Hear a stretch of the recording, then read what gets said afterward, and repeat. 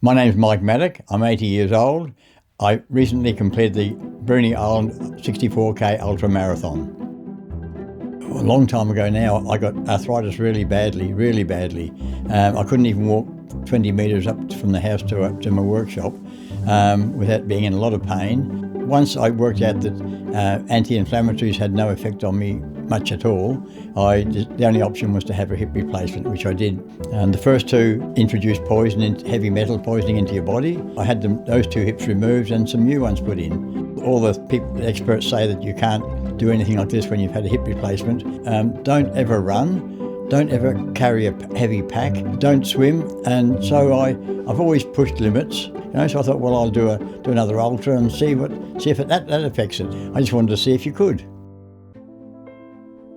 It's an interesting course. The first 2 kilometres is a steady climb, quite a steep climb, up to the first hill. So you start off from the jetty and immediately you're going uphill for 2 kilometres, and then down towards the neck it flattens out. You get a long break of just slightly gently undulating road and mostly bitumen. A lot of little steep climbs and drops before the end.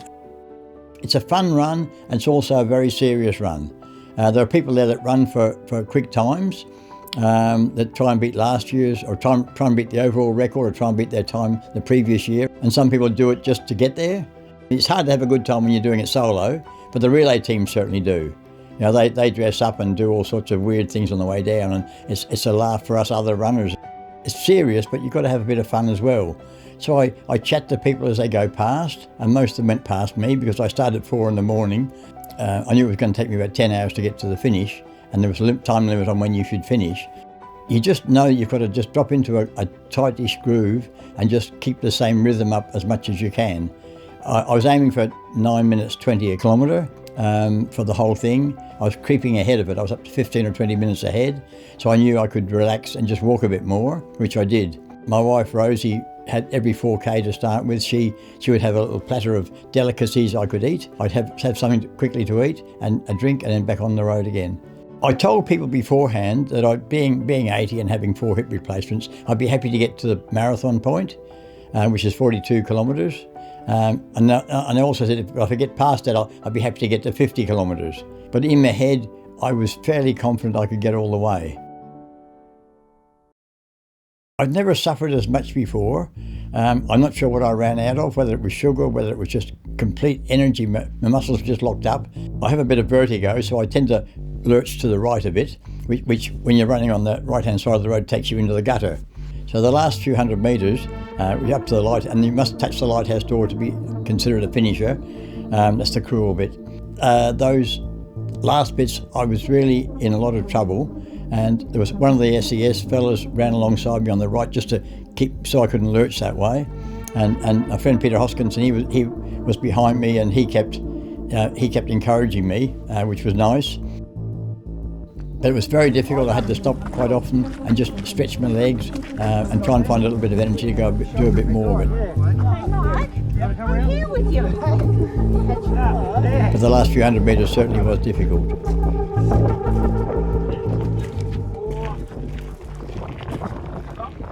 So when you touch the lighthouse door, that's the finish. I just sat on the steps and actually went to sleep. My head fell forward. I was exhausted. My head rolled forward. I went to sleep and just ignored people around me. So it was a funny moment, but I was all right after that. My mind was still very alert. I didn't lose any facilities like that. I knew what was happening to my body. I couldn't do anything about it, but my mind was good. I knew the problems I had. I was quite aware of them, and just couldn't do anything about them. How do you feel, Mike? Usually. Can you even talk? Actually, no. Where's the car?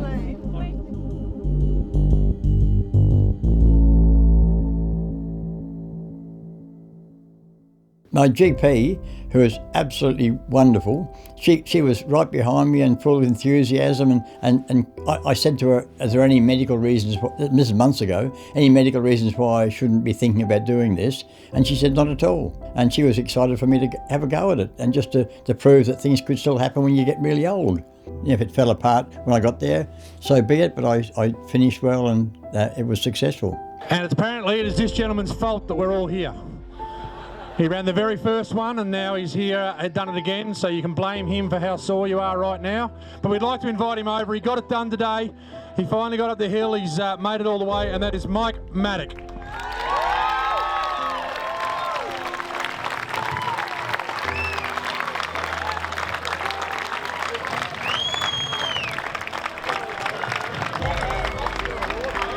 My philosophy is to keep things simple, and that all has to be fun with a little bit of pain occasionally, but just enjoy it and laugh your way through it.